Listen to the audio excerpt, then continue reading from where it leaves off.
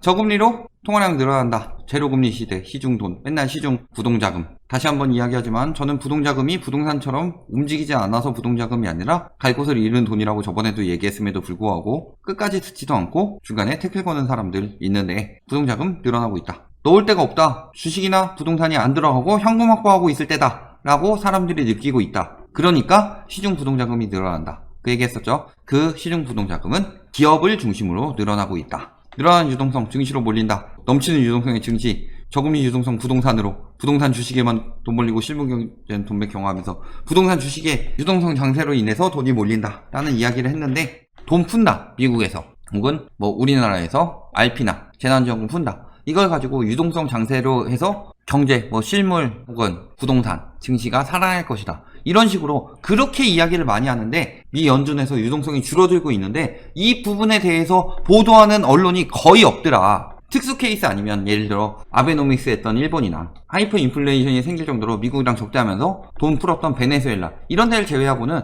보통은 미국 따라서 유럽으로 퍼져가면서 세계적으로 퍼져서 미국이 유동성 장세를 억제하기 시작했다라고 하면은 세계적으로 퍼져나갈 것인데, 아직도 부동산이나 주식에 대해 더 호도하기 위해서 이 부분에 대해서 이야기하는 언론이 거의 없다. 이게 우리나라 언론의 문제점이죠. 미 연준 6월 10일 기점으로 연준 총 자산이 계속 감소하고 있다.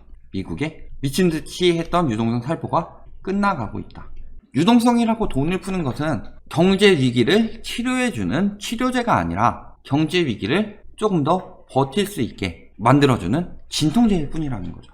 하지만 이 진통제 많이 맞으면 내성 생기죠. 유동성 계속 풀면은 경제가 살아날까요? 재난지원금을 매월 100만원씩 준다 라고 하면 경제가 살아날까요? 아니면 재난지원금에 의지해서 사람들이 근로의욕이 사라질까요?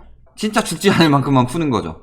미국도 실업자들에 대한 지원금 혹은 기업에 대한 지원금은 한계가 있었지만 지원금도 많이 풀고 채권 많이 팔고 뭐 이런 식으로 많이 했었는데 그게 길어지면 역효과가 나죠.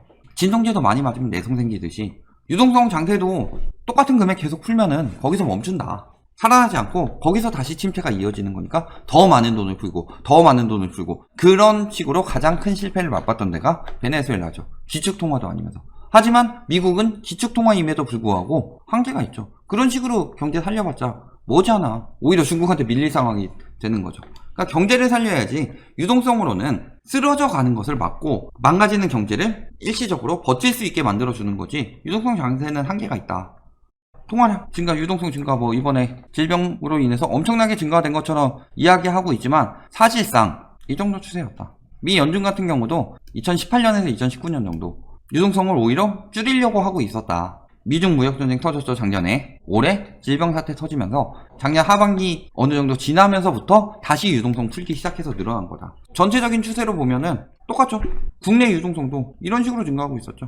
물론 이때보다 더 많이 증가하긴 했죠. 이번에 타격이 심각하게 왔는데 문제는 그 전에 체력이 너무 약해졌다. 어느 정도 소득이 되는 사람들은 돈 모아서 빚내서 부동산만 사려고 하고, 빚내서 부동산 산 사람들은 대출 갚으면서 돈 모이면 또 부동산만 사려고 하고, 쓰려고 버는 거죠. 풍족하게 살기 위해서 버는 건데 그게 아니다. 지금 다 돈의 망자가 되어 있다. 집값 올라갈 때 그걸 현금화하지 못하고 계속 또 사고 또 사고 또 사고 하다가 한 번에 폭삭 주저앉으면서 결국은 소비는 소비대로 못하고 돈은 번다고 생각했다가 나중에 빚만 갚게 되는 상황이 오는 거고, 그 상황에서 부동산을 안 사고 돈을 못 벌었던 사람들은 돈만 계속 주구장창 모으고 있죠. 그리고 집값 올라가는 게 너무 빨라서 모을 여력도 안 되던 사람들은 집값이 떨어져서 자기가 모으면서 그거에 맞춰져서 살 수 있는 순간이 언젠간 올 텐데 아예 포기를 하는 거잖아요. 그래서 했던 게 소확행, 좀 소비 즐기면서, 그러면서 오히려 소비가 굉장히 양극화됐죠. 그리고 대부분의 소비가 굉장히 침체됐기 때문에 경제 체력이 많이 떨어져 있었다. 특히 집값 폭등하던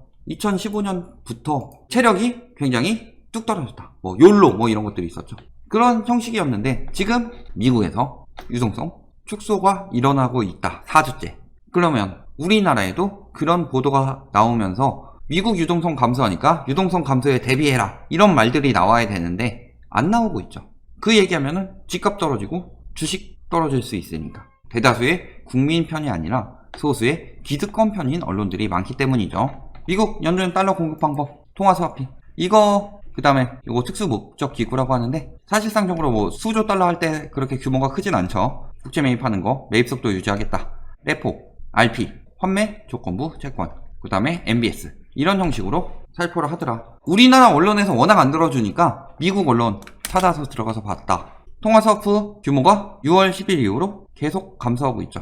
이 경우에는 세계적으로 경제가 좀 살아나면서 우리나라도 질병사태 일어났을 때 통화 스와프 한다고 했다가 규모를 이제 줄이고 계속 있죠. 우리나라뿐만이 아니라 미국이랑 통화 스와프 하는 많은 나라들이 규모를 줄이고 있다. 그래서 그 부분에 대해서 굉장히 감소가 일어난 거죠. 여기 특수 목적 기구, 특별한 쪽으로 지원금, 예를 들어 우리나라 같은 경우 재난지원금 들어가거나 이런 식으로 특수한 목적에 의해서 핀셋으로 달러를 살포하겠다. 이런 게 특수 목적 기구인데 여기가 기업인데 기업에 대한 살포 생각보다 크지 않았죠. 그리고 어느 쪽으로 많이 들어갔다? 급여 보호 프로그램. 실직한 사람들에 대한 현금 살포가 이루어졌었는데 증가세가 멈췄다. 최근에는 오히려 전체적으로 20억 불 정도가 줄어들었다. 물론 큰 영향은 아니지만 저런 부분에 대해서도 현금 살포가 조금 줄어들었다. 이런 게 눈에 보이는 상황이죠. 연준 국채 매입. 자, 질병 터지고 국채 매입으로 현금 엄청 많이 풀었는데 질병 터진 직후에 쭉 감소시켜서 그 전이랑 비슷한 수준으로 만들었다. 하지만 국채 매입 속도 정도는 그 정도 속도는 유지하고 있다. 이쪽에서 더 유동성을 확 늘리고 있지는 않다는 거죠. 아까 이야기했던 환매 조건부 채권이 마이너스로 돌아서고 있다. 고점 대비로는 4천억 불 정도가 줄어들었고 전주 대비로는 340억 불 정도가 줄어들었다. 지금 또 이것도 계속 줄이고 있다. MBS 같은 경우도 줄여서 유지하고 있는. 이거는 즉시 반영은 안 돼요. 이 통계가 한두 달 정도, 2달 정도 늦게 나오기 때문에 2달 전 상황이라고 보면 돼요. 5월쯤 상황인데 5월쯤부터 조금 줄어들었다. 그리고 6월, 7월이 됐을 때 경제 상황이 지금 판단하기에 채권이라든가 국채 매입, 통화 스워프, 특수 목적 기구 이런 쪽에서 다 줄이고 있는데 그렇다면 저것도 한 2달 후에는 줄어드는 추세가 보일 것이다. 그리고 이미 5월 거 반영하고 있는데도 조금 줄어들었다. 이런 게 눈에 보이고 있죠. 레포 금리도 인상했다. 금리 인상하면 어떻게 돼요? 금리가 인상된다는 것 자체가 가치가 떨어진다는 얘기죠. 채권 금리랑 가치는 반대로 간다. 그러면은 금리 인상했다는 거는 가치가 떨어지고 있다는 얘기인데 채권 가치를 떨어뜨린다는 거는 무제한 매입도 줄이겠다. 그러니까 전체적으로 유동성이 감소되고 있다. 이런 부분에 대해서 한 주, 2주 떨어졌다 라고 하면은 얘기가 괜찮은데 4주째 떨어지고 있음에도 불구하고 이야기를 안 해주고 있다. 계속 미국 유동성 감소한다는 얘기 들으면 우리나라 유동성 영향받을 수밖에 없죠. 그러면은 미국 유동성이 감소했을 때 선제적으로 반영해서 유동성 감소에 대해서 대비를 해야 되는 상황인데 글로벌 유동성으로 부동산 더 오를 것이다. 특히 우리나라는 기축통화도 아니고 현금 무제한 살포하고 있는 것도 아니고 단지 유동성에 조금 영향을 줄 수 있는 거라면은 금리 낮춘 거 이거밖에 없는데 이걸 가지고 무제한 양적 완화로 인해서 부동산이 오를 것이다. 엄청 양적 완화가 많이 된 것처럼 이야기하고 있죠. 사실상 세계적으로 우리나라는 양적 완화 폭이 굉장히 적음에도 불구하고 그리고 그 전까지도 양적 완화를 그렇게 많이 하지 않았음에도 불구하고 특히 부동산 같은 경우 양적 완화한 가치 이상으로 올랐음에도 불구하고 양적 완화로 더 오른다. 이딴 프레임을 잡고 있다. 그리고 우리나라가 저금리 영향이 크냐. 얼마 전에 기사 나왔죠? 유동성 영향력 커지는 미국과 달리 우리나라 이자율은 통화 공급 영향에 제한적이다. 미국 같은 경우는 이자율 낮추면서 통화를 엄청나게 공급하죠. 그리고 기축통화이기 때문에 이자율이 낮아지게 되면은 외국에서도 많이 영향을 받게 되죠. 그런데 우리나라는 어때요? 우리나라 금리 내리는 거는 우리나라 사람 그리고 우리나라 주식이나 부동산에 투자한 외국인, 투자 또는 투기한 외국인들 이 정도만 영향을 받죠. 그러니까 굉장히 제한적이다. 실질적으로 우리나라 유동성은 뭐에 영향을 많이 받는다? 경상수지. 경상수지가 이렇게 왔다 갔다 할 동안 소비자 물가지수가 이렇게 왔다 갔다 한다. 화폐 가치 하락에 따른 실물 가치 상승. 유동성 증가에 따라서 실물의 가치가 상승하는 것을 나타낸 것이 물가 상승률이죠. 우리나라는 금리 낮추고 했는데 막 물가 금리 영향으로 이렇게 되고 있나요? 금리 영향 아니죠, 이거. 뭐예요? 경상수지. 그러니까 우리나라는 결국에는 중요한 거는 유동성을 확보하기 위해서는 그만큼의 외화, 특히 기축통화를 확보해야 되는 건데 기축통화를 확보하기 위한 좋은 수단은 그 나라에 가서 뭐 달러를 사오고 이런 방법도 있겠지만 그럴 경우 우리나라 화폐에 문제가 생기게 되죠. 그러니까 가장 정상적으로 확보하는 방법은 무역을 통해서 확보하는 거고 그 무역에 따라서 우리나라 유동성과 물가가 결정이 되는 것이다. 그런데 뭣도 모르는 사람들이 재난지원금 3달 내에 소멸되는 거죠. RP 같은 경우는 유동성이 과잉됐을 때 매입할 수 있죠. 그래서 지금 최근에 한국은행에서 회사채 RP를 파는 양이 굉장히 늘어났다. 즉 유동성 회수하고 있다는 소리죠. 저금리 영향을 크게 받는 거는 우리나라는 저금리의 영향을 받기 위해서 내렸다기보다는 미국이 내리니까 따라서 내린 거고, 실질적으로 이 저금리의 영향으로 화폐 유통 영향을 받는 것은 미국, 일본 같은 기축통화다. 그리고 우리나라 같은 경우는 거기에 따라서 경상수지를 획득해서 그걸 가지고 화폐 가치를 확보하고, 화폐 가치에 따른 실물 가치 상승은 거기서 나타나는 건데, 그런 부분에 대한 이야기 없이 그냥 저금리는 무조건 유동성 증가, 그러니까 무조건 실물 가치 상승, 이런 식으로 단순하게 이야기하고 있다. 결론적으로 경기 침체 장기화되면 최대 7천억 달러의 대출이 부실화되고 은행 가운데 4분의 1 이 심각한 위험을 받을 수 있다. 840조의 대출이 부실화된다는 거 무슨 소리예요? 자, 리먼 때 어땠어요?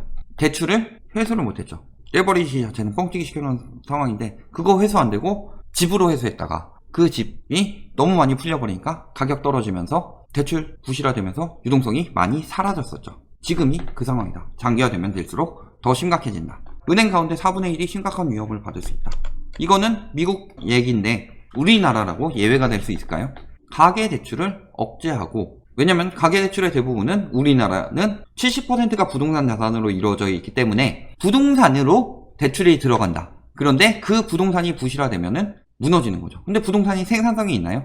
생산성이 없으니까 그냥 레버리지 뻥튀기로 인해서 오르는 거니까 굉장히 위험하죠. 따라서 가계대출 억제를 하고 주택담보대출에 대한 위험성을 높여놨죠. 은행에 대해서. 바젤 3에서 권장사항이기도 하고, 바젤 1부터 2, 3까지 이어져 오면서 했던 것은 은행의 부실을 막기 위해서, 은행이 한번 부실해서 터지게 되면은 어느 나라든 간에 타격을 심하게 입기 때문에 위험도를 낮추기 위해서 억제를 하는 거죠. 그런데 무슨 사다리를 걷어차고 이딴 얘기를 하고 있어요. 니들 지금 지옥에 빠질 걸 구해주고 있는데 돈 풀렸다는데 유동성 장세라고 이야기하는데 월급이 안 올라요. 이게 무슨 유동성 장세예요? 화폐 가치 하락이 일어난다는 거는 모든 사람들에게 풀렸을 때가 화폐 가치 하락이 일어나는 거죠. 근데 월급이 안 오는데 무슨 유동성 장세예요? 유동성 장세가 아니라 패닉바잉이다. 패닉바잉. 지금 다 패닉바잉 하고 있다. 규제 나오면 더 오른다. 패닉바잉. 30대들 패닉바잉 하고 있고 서울 아파트 패닉바잉 하고 있다. 주식도 이제 막 패닉바잉 조짐 나타나고 있다. 결론, 미국 유동성과 우리나라 유동성은 다르다. 미국은 현금 살포고 우리나라는 회수 가능한 유동성 공급이죠. 거기다 두 번째, 세계적 유동성 장세 끝나가고 있다. 그리고 그 핵심이 되는 미국 유동성이 감소하고 있다. 지금 하는 것은 뭐다? 가치 투자예요? 아니면 패닉 바잉이냐? 가치 투자? 아니죠. 지금 하는 것은 패닉 바잉이다. 패닉 바잉 잘못했다가 패닉에 빠져서 바잉 되는 거다. 뉴스를 주목하시는 것도 좋지만 저희가 이렇게 그 경제 상황에 대해서, 특히 그 경제 상황이 부동산이랑 어떻게 연결이 되느냐, 이런 부분까지 말씀드리고 있으니까 많이 시청해 주시고요. 지금 경제 상황은 예전과는 다른 유동성 장세가 사라져가고 있다는 거. 그러니까 지금 사는 것, 그리고 얼마 전까지 샀던 것들도 경제 위기 때 실물 가치가 상승한다는 건 말이 안 된다. 물가 상승률을 보면 알 수 있다. 뚝 떨어지고 있는데. 그러니까 지금 사는 것이 패닉 바잉이라는 사실 꼭 알아두셔야 합니다.